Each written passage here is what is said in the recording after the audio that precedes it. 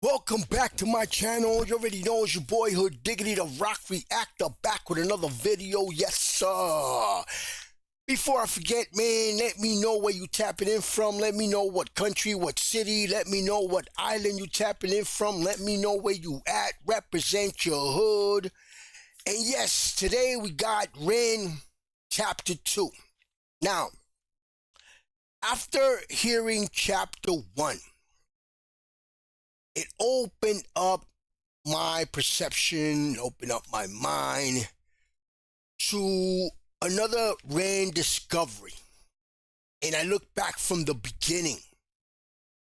See, I see that I'm starting to see this as a whole big puzzle.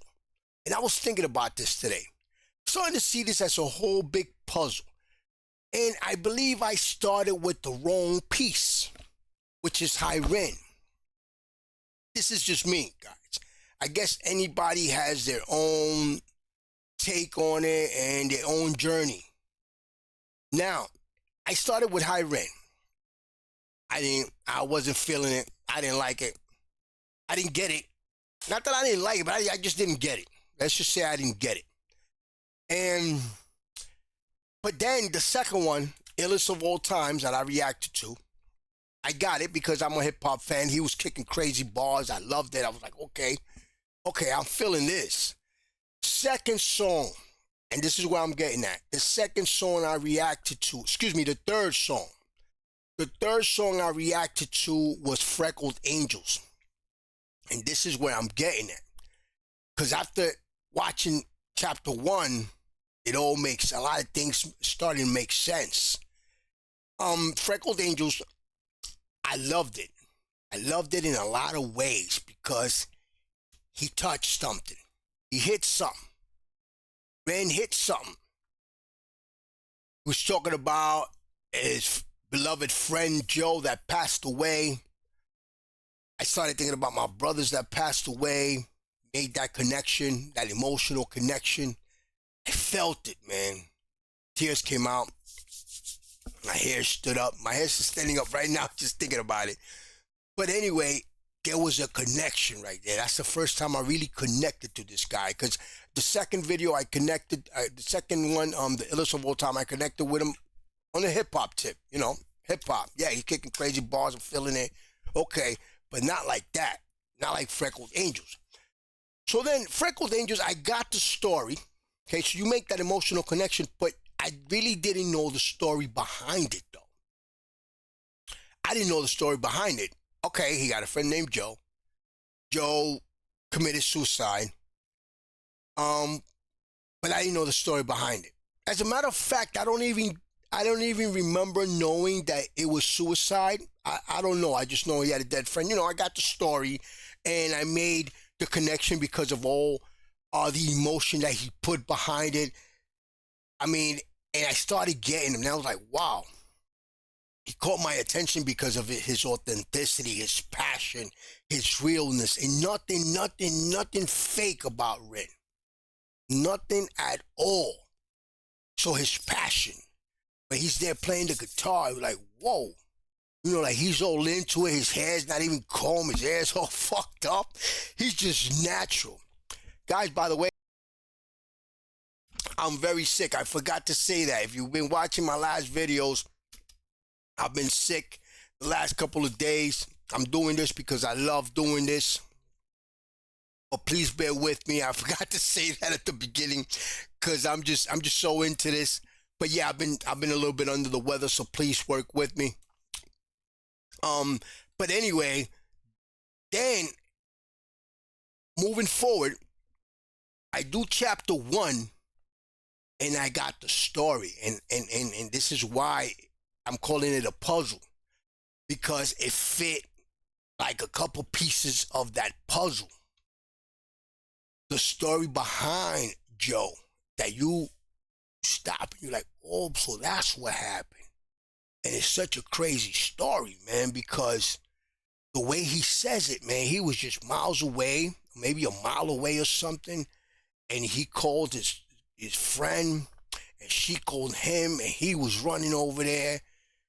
It was just a crazy story, man, and you start thinking back on Freckled Angels, like, yeah, okay, so that's what happened. And I have a feeling that there's gonna be a lot of pieces of the puzzle. And I recommend any and every Rand fan, you need to watch Rand's life. You need to watch this. Everybody needs to watch this. If you're gonna be a Rand fan and listen to his songs, believe me, you will have a way better perception. It would take away a lot of question marks if you watch this. But anyway, without further ado, man, let me get right to it, man. This is Rand Chapter 2.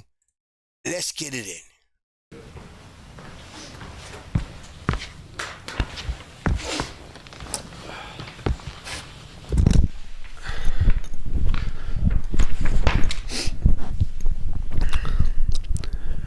A year of living in a nightmarish purgatory does strange things to your psyche.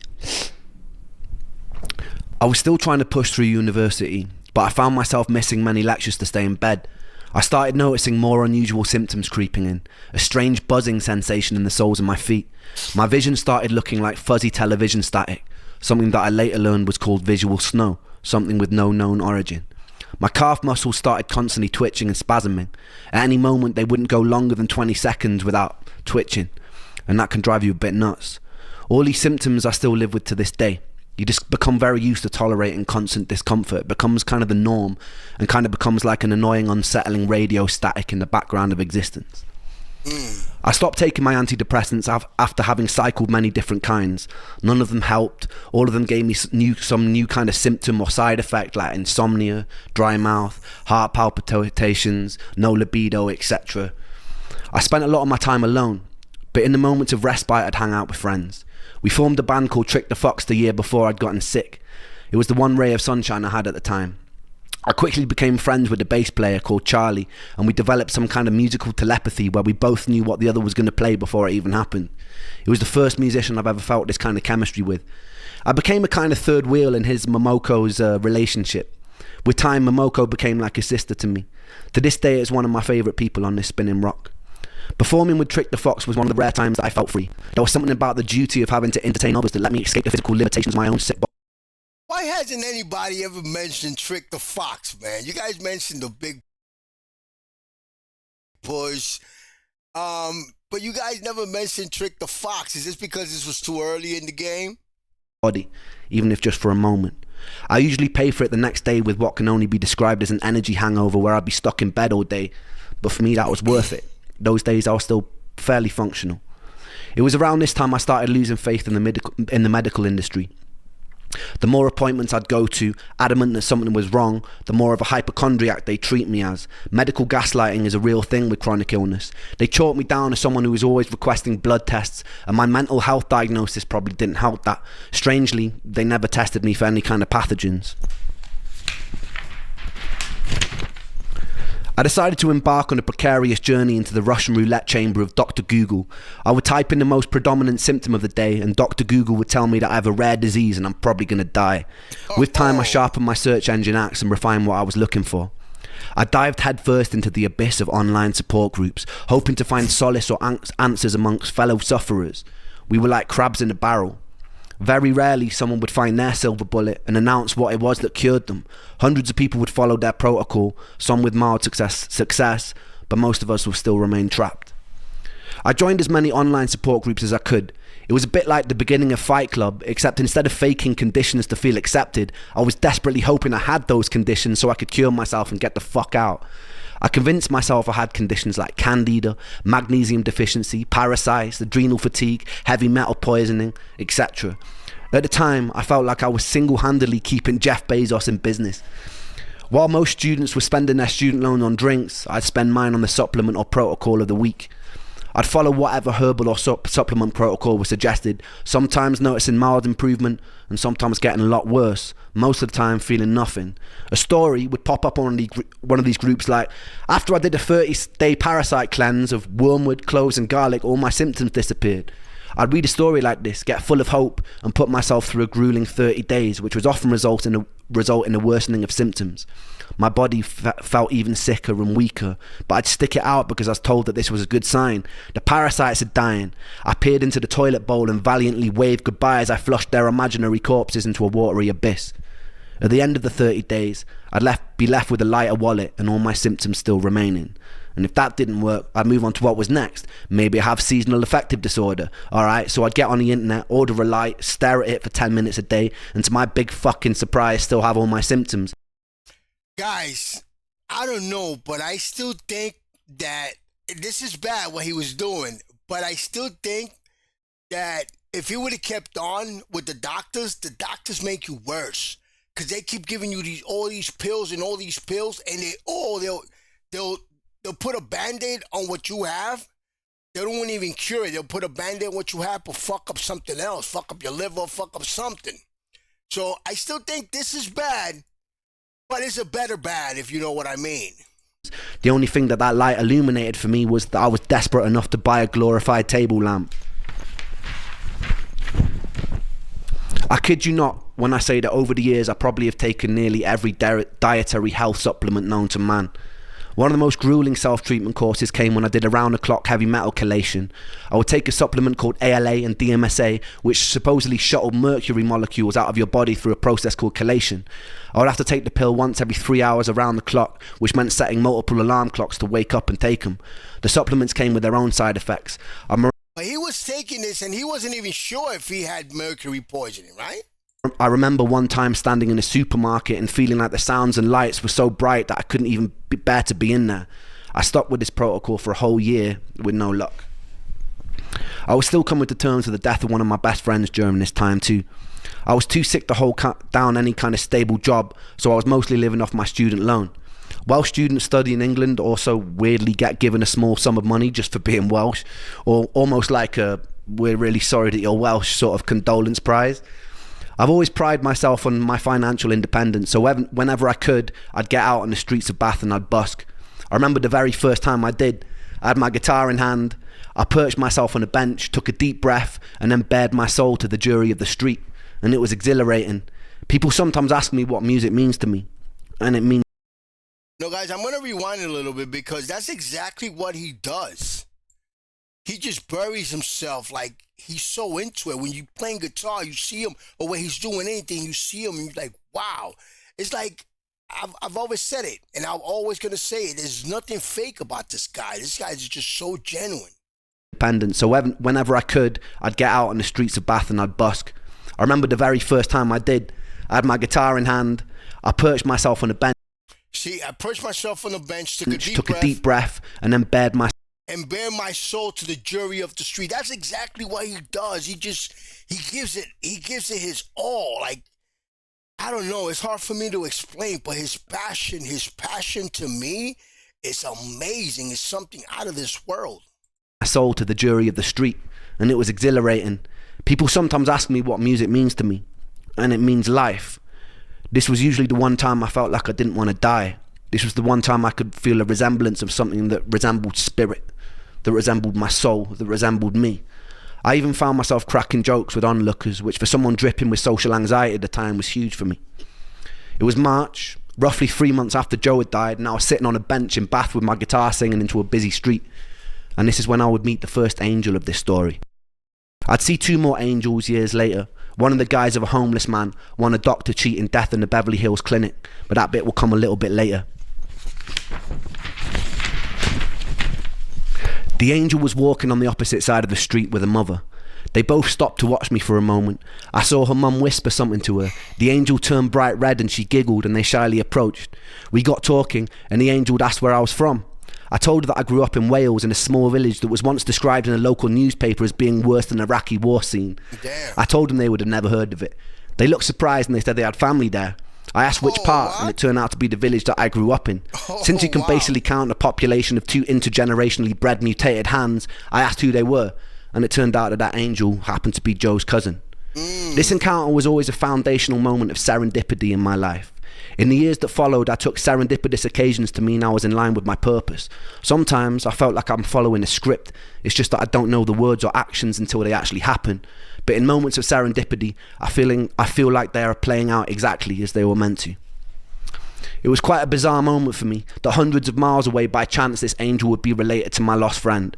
Upon learning who I was, they invited me back to theirs for a cup of tea, and I accepted and I fell in love. It was really good tea. That week, the angel took me to a favourite botanical garden and she pointed out a favourite flower. So that night, true story, I dressed in black, broke in by climbing over the fence, dug up the flower and presented it to her the next day. She called me insane, but it's safe to say that angel ended up being my first serious girlfriend. Okay. It was a weird kind of relationship. We both shared an unusual trauma for people who were so young, brought together by a tragedy.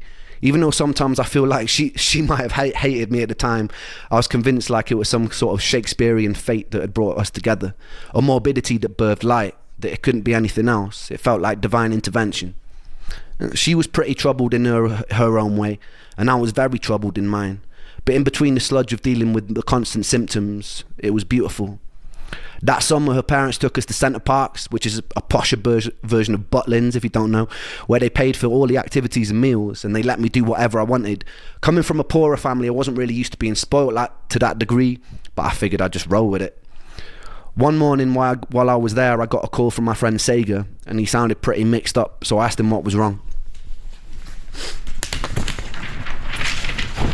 He told me that there was no easy way to say it. Guys, I have a question that I just noticed. How are Ren's parents though? Or does he talk about in the chapters here? If he does, don't spoil it, but I'm surprised nobody's ever talked, he's never talked about his parents, how was his upbringing. I think his father showed him how to play guitar, or he's self-taught. How was his parents? Let me know about his parents, because he never talks about it. And if he does talk about it in the chapters the coming chapters, then don't spoil it, please. But one of my other best friends, Callum, had died. He'd gone cliff jumping in the same cliffs we used to jump off as kids. The sea was particularly choppy that day, and he caught a cross current and he started to drown. Another guy that he was with had jumped in an attempt to save him, and they both drowned. Wow.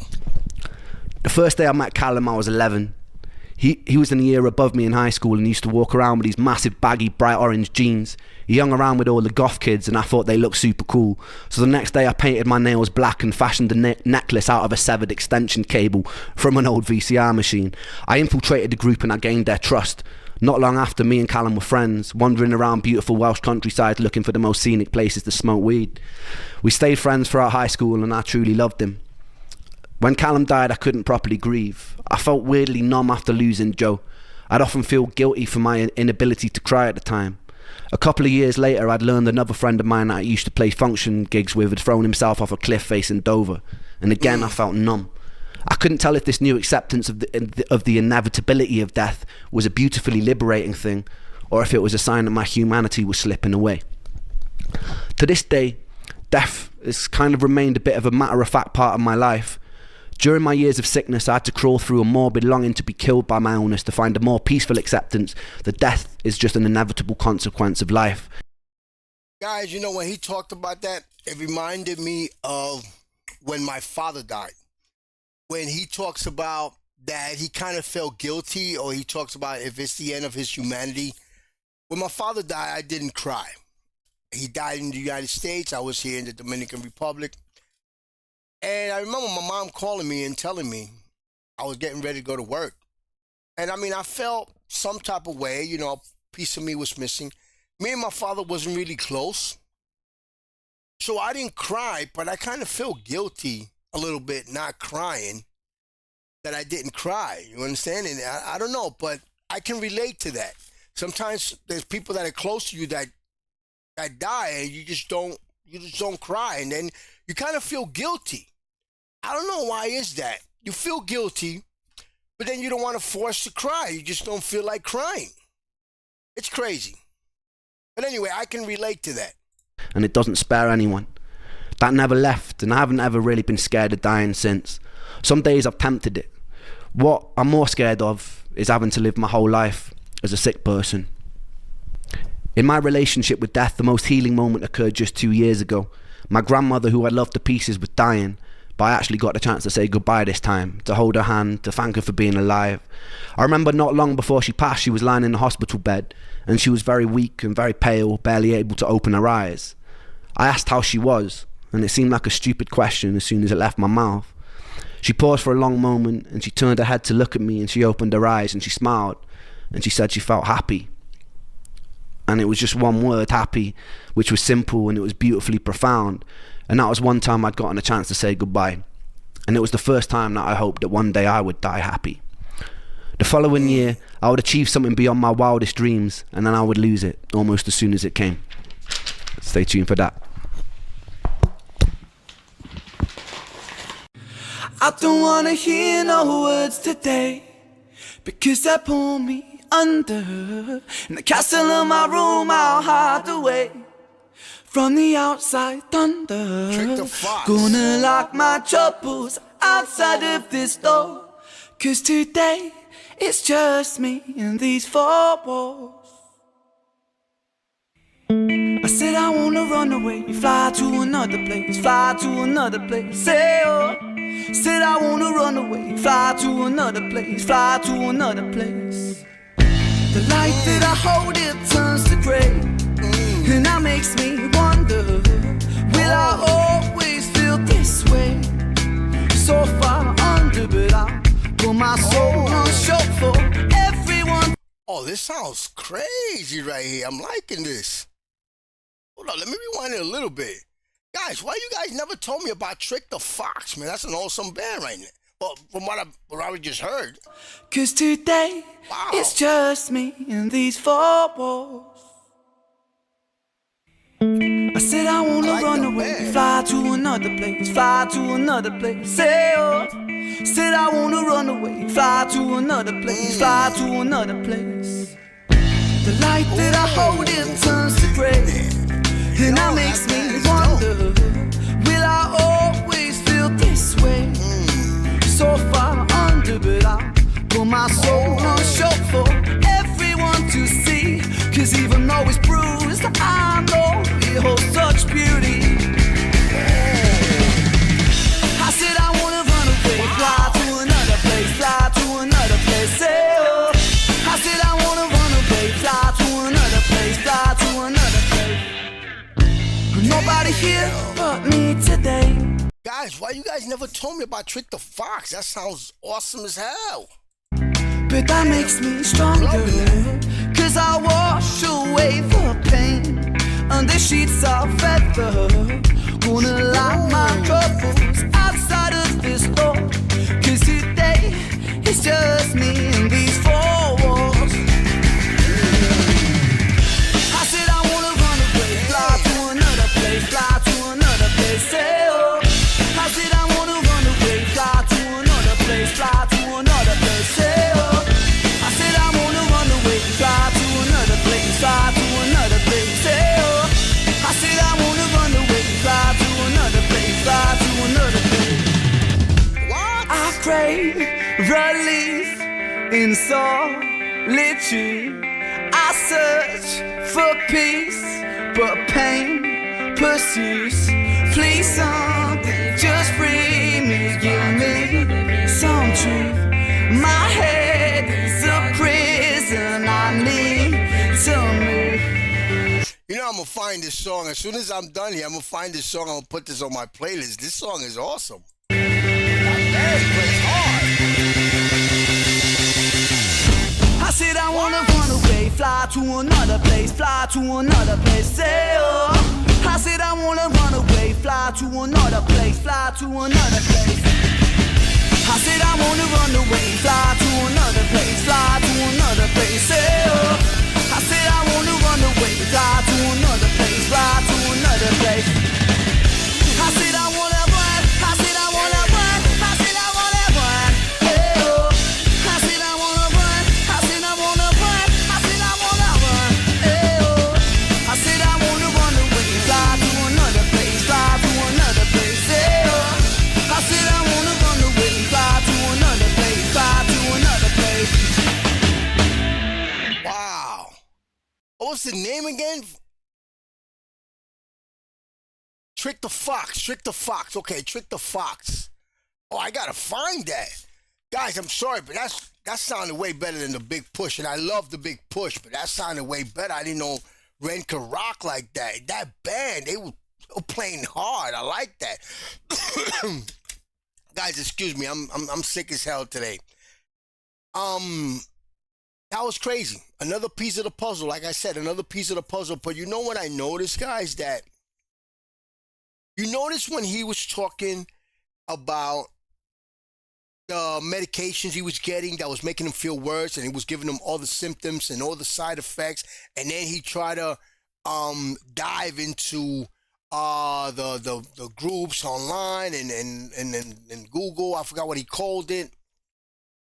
But then when he got into music and he started meeting with the goth kids, and then he met these people, Trick the Fox. I gotta remember that. Trick the Fox, incredible band. If you notice, this is what's, based on what he's saying, I might be wrong. Let me know if I'm wrong, but this is his real cure right here. His music is his real cure. Something else I'm going to say is that it's crazy how Ren goes through so much and he has a lot of sickness in him. But based on what I've seen and what I've heard in the comments and everything, all the comments on his posts and everything, he has saved a lot of lives. Can we call Ren a messiah? He's some sort of messiah if you really look at it. The thing is that, and I'm gonna go on a limb to say this, but he's not done yet. He still has a lot to give. Ren is a strong dude, and he has a lot to give. All we got to do is just stay behind him and just keep following him and keep learning from him. Ren is somebody that if you are smart,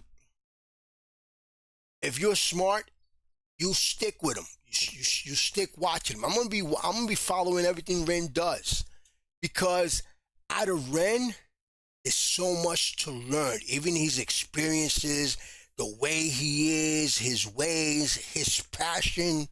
His passion is like, it's addictive. So we need to stick with Ren. We need to follow Ren, because Ren has a lot to give. Ren has a lot to give. And it's something, what I'm saying is beyond his music. It's beyond his music, because also when he talks, what he says, everything about him, it's just, his music is just a piece of the puzzle. Let's just say. But guys, man, you already know, man. Look out for Chapter 3. I'm gonna try to do one every week. I know he came out with something that I seen at Dead Wax at with Knox Hill. I think I'm gonna react to that next. I'm gonna check that out. You already know, guys. Subscribe. Please subscribe. Hit the notification bell. Hit the like button. Get with me. Please share this with your peoples. In the meantime, peace, love, and God bless.